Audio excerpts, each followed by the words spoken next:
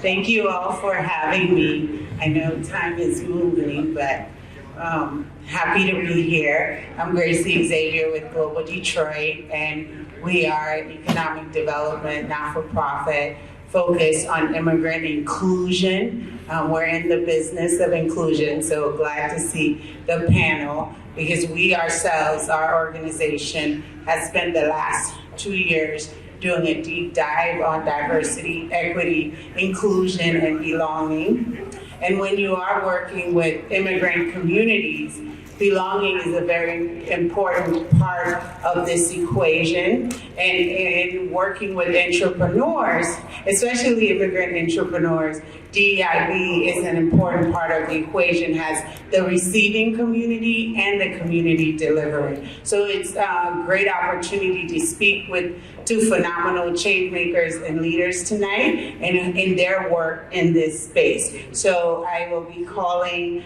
Ms. Wendy Holmes, who is the diversity consultant and senior field and marketing coordinator and event specialist at Comerica Bank. Thank you for joining us.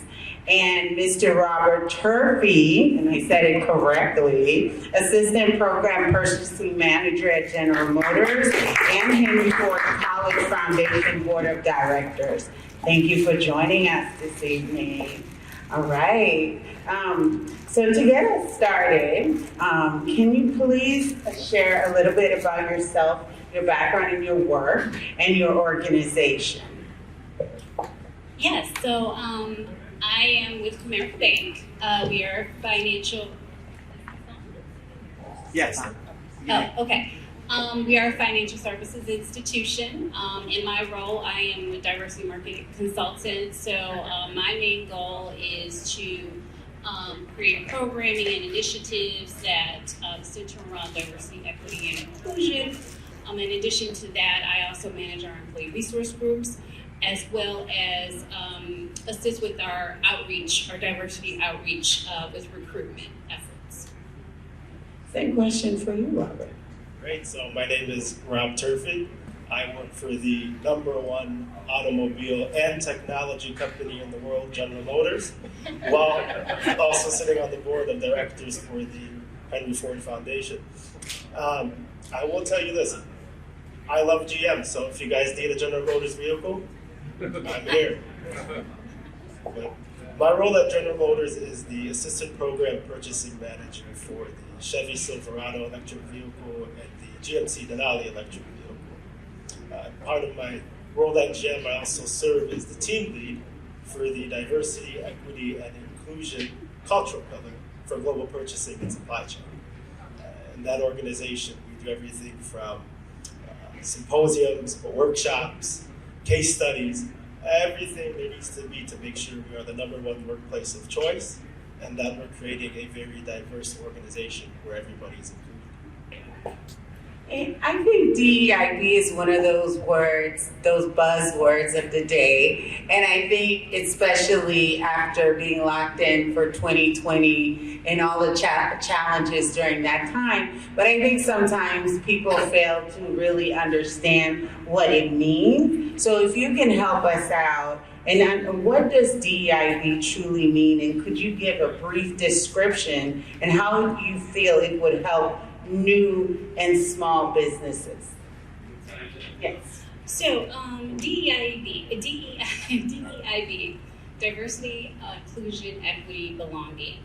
So trying to give you kind of a short description or definition. When we talk about diversity, we talk about having a space where you have people from all different backgrounds, ethnicities, ages, religions, lifestyle.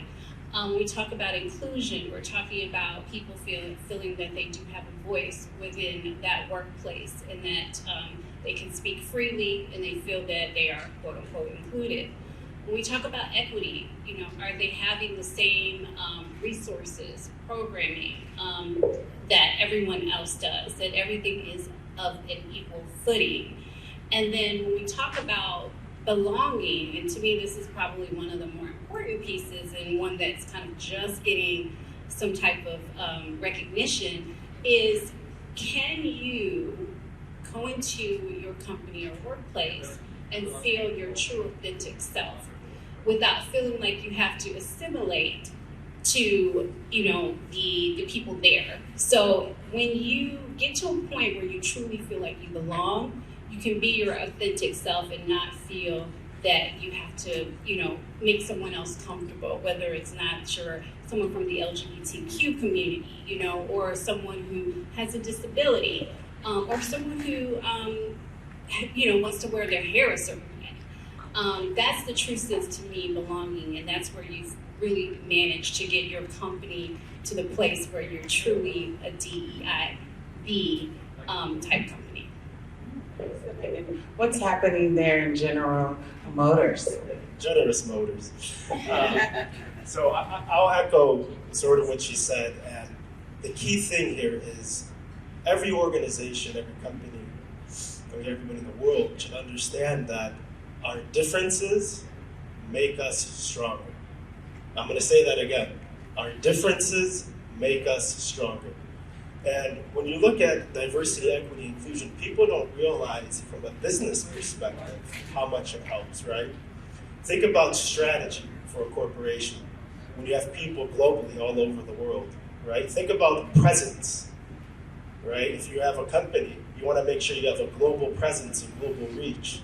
Think about the way your organization interacts with each other. I'll give you an example in global purchasing and supply chain. We have engineers that are in India. We have engineers that are in Mexico. We have suppliers that are in the United States. We have suppliers that are in Europe. We have people all over the world, but how do you communicate, right? How do you, because this is about business, how do you make sure business is moving forward? Well, it's important that you understand those differences. You cherish those differences. You work towards those differences. And in that, you find success. If you're understanding each other, respecting each other, people will want to do business with you, right? So that's something we really, at GM, if you look at our organization, we're really empowering each other, both internally and externally. So, as you said, belonging, no matter your gender, no matter your ethnicity, no matter your religion or color. We not only at General Motors employ immigrants, they run our company. If you think about equity, right? We all want an equal level playing field, as you said. And then inclusion, right? We all want to be included. Just recently we did disabilities in the workplace, right? So how we can have everybody who works at General Motors, if you have a disability, we want to accept that disability, we want to cherish it, and we want to make sure you feel comfortable to be your authentic self. I think he was looking over my questions because that's the segue is giving us your organization's successful DEIB initiatives that they've implemented both externally and internally. Can you give us some examples of some successful examples of DEIB within your organizations? Yeah, so there's several. I'll try to whittle down some of our successes, but we actually have employee resource groups and business resource groups. So we have two. I know some companies only have one that kind of do both. So our employee resource groups are kind of our internal groups, that they are mainly groups that are kind of very specific to a particular, whether it's a particular race, a particular lifestyle, and those particular groups help us educate our colleagues. So we have a lot of educational programming behind our employee resource groups. We also encourage, when we talk about inclusion, going back to inclusion, they do a lot of events that are put on by our different employees. They can come in and network with people that are outside of their initial departments. So when we talk about education, getting to know people that are different than you, and then inclusion, being able to network and get to know someone on a different level, because I think that that's very, very important when we talk about DEIB as well, because it's not just surface, right? It's about kind of getting to know people internally, because you find out that they have a lot more in common than you think. Those are ways that we're incorporating that. In addition to that, we're also letting our groups self-lead so that they can have those leadership skills. And in that turn, when we talk about one of the things that came up before as far as retention, how are you keeping your employees engaged and how do you get them to stay? Those are some of the things that we are incorporating through both our ERG and ERG groups, is finding ways to give them a reason to stay with our company. We also make sure, when we talk about, again, inclusion and them feeling that they have a voice, we have something called the Voice of the Colleague that we release. It's a survey that's that we give them through a third party, so it's anonymous. So they're able to voice their concerns, what we're doing right, what they think we're not doing right. And the great thing about that feedback is that it's not just checking the box. It's not like, okay, we're gonna make you think that we care about what you're saying. We use that as a blueprint to change processes, if it makes sense. So our employees know that, by taking that survey and giving feedback, that it's actually gonna make a difference in how policies are made. And I think that that's very important. And it's one of the reasons why most of our employees stay. Our tenure is 15 years plus. So, and I think that has a lot to do with it because they know that they have a voice in the process. So that's another thing. And then with our business resource groups, we're connecting to our community. That's very important. One of the things that we believe in is serving the communities that we are in. So we are connected to all the different communities in all sectors and groups. And we make sure that we're out there supporting them so that they're gonna continue to be customers and continue to be loyal. It was mentioned about making sure that that's gonna be profitable, and it is. Because if they see that you're committed to them, they're gonna be committed to you. So, short answer, kind of. Same question. Okay, so for us, I'm speaking from more of the part of the organization which I help lead, which is the cultural pillar at General Motors. What we do at the cultural pillar is we give visibility, right? We want to hear from our employees, how are you feeling? If you ever look at your company, if those of you who own your own companies are entrepreneurs in the future, and you ask yourself, or if you haven't ever asked yourself, how does my employees, colleagues, workers, partners, how do they feel? In that, you can answer a lot of questions if you just give them the opportunity. And what General Motors has done is we've created that platform. We have several pillars, of which one is the cultural pillar, where we put on workshops, symposiums, etc. And they're able to express those feelings. And when management hears that, they deliver. And what does that ultimately do? That makes people want to work for a company that cares about them. We allow people at General Motors to actually achieve their pursuit of happiness through working for General Motors, whether it's the resources, the comfortableness, etc. You're there, you're working, you can be your authentic self. You can express your feelings. You can learn new languages. You can go to different divisions, right?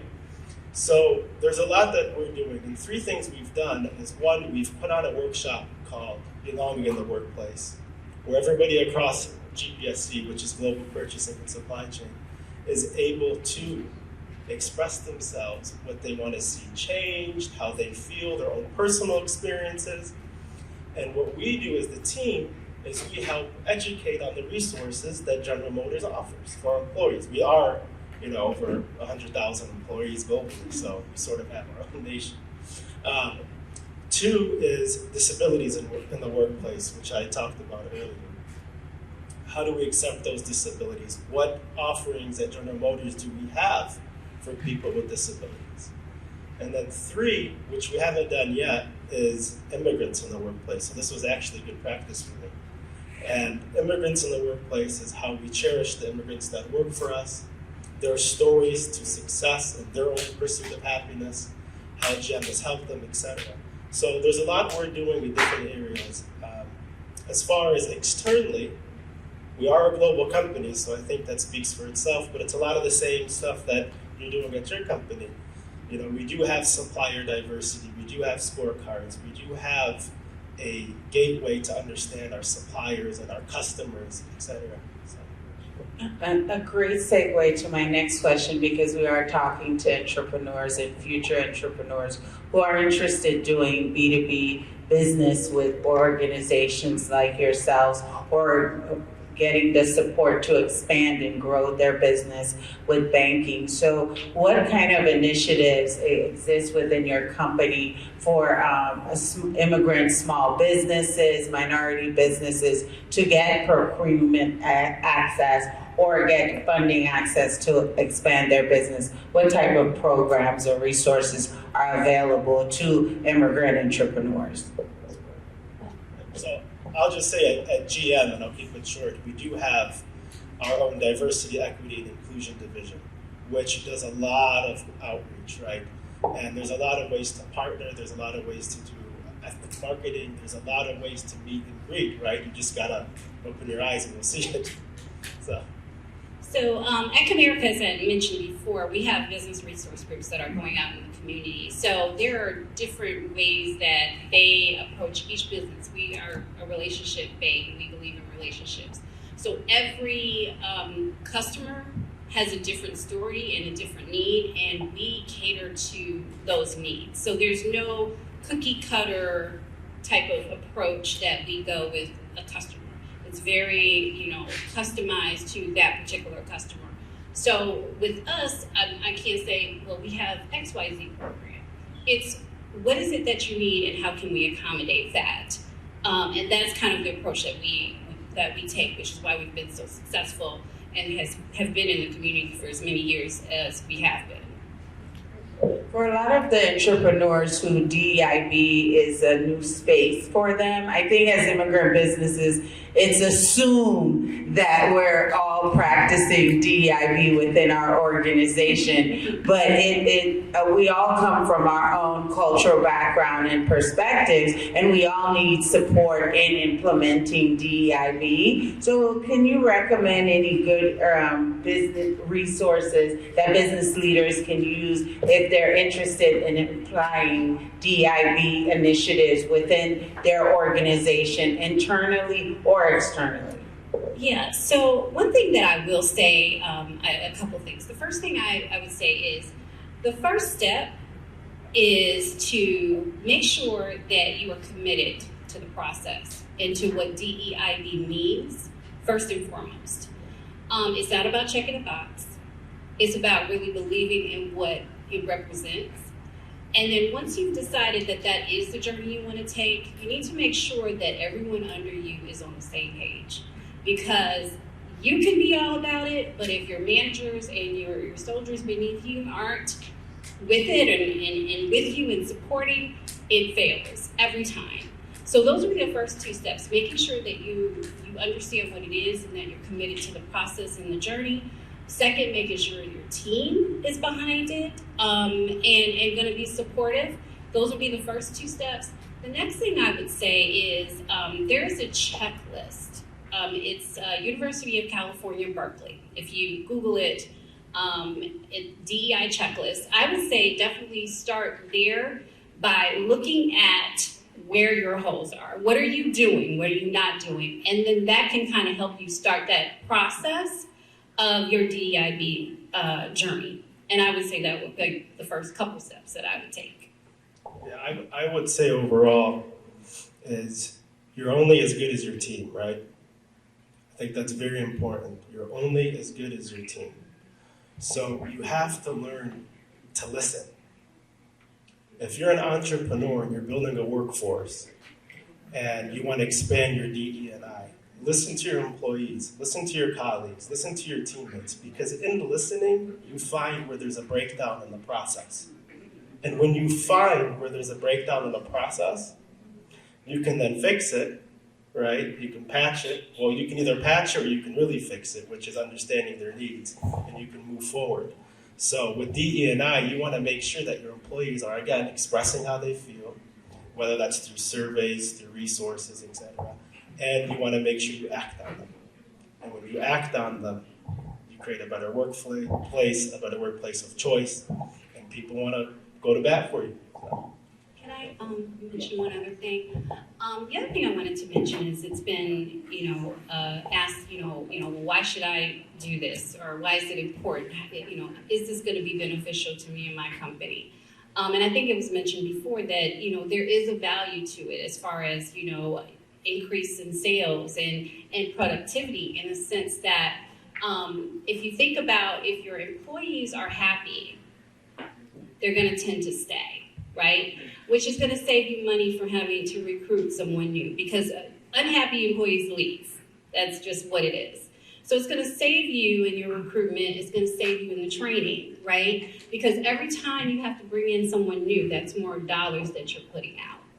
It's just a cycle. So that in and of itself is a value to believe in this process and in what DEIB is. So I wanted to make sure that I mentioned that.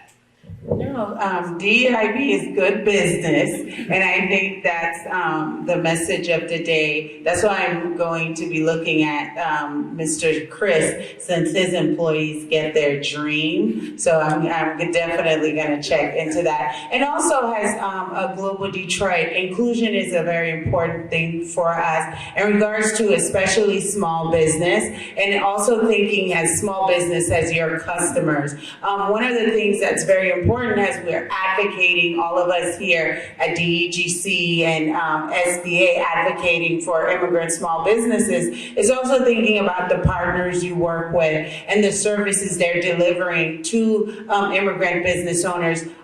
Is there language access? Is it translated? Do they understand that some communities don't necessarily take out loans? Is there alternative processes for small business owner to get support or seed funding for their businesses? Do we really understand our customers? We may be a business, I'm Haitian American, but I'm doing business in a predominantly Bangladeshi community. Do I really understand that community? So I'm making sure that I'm providing services that are culturally aware and respectful for the community that I'm serving. Because it's great that we're treating our employees great and considering and making them feel at home and they belong, but we also want to make sure that the customers that we're serving as small business owners are feeling welcome and that they also belong and are respected in the businesses that we're all frequenting. So DEIB is a two-way process, and I think these are what our business owners here are saying, and that to be mindful of your internal customer, which is your employees, but also your external customers, which are keeping the doors open. Any last words, Wendy? I would just say that the fact that you are all here and attentive and listening, and I think that that's very, very good. And I hope that what we've said kind of is going to be helpful for you. I am happy to answer any questions that anyone has, but I think that the diversity, equity, inclusion, and belonging is something that is necessary in this day and age, given the climate. And I think it is beneficial to each and every one of you as business owners. So thank you for having me.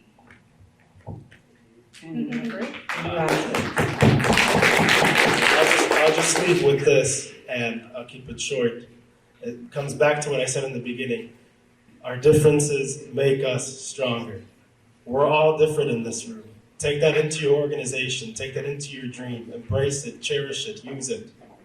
It's the best tool in the world. And learn to love, right? Who wants to go to work when you don't love your job or love the people that you work with, right?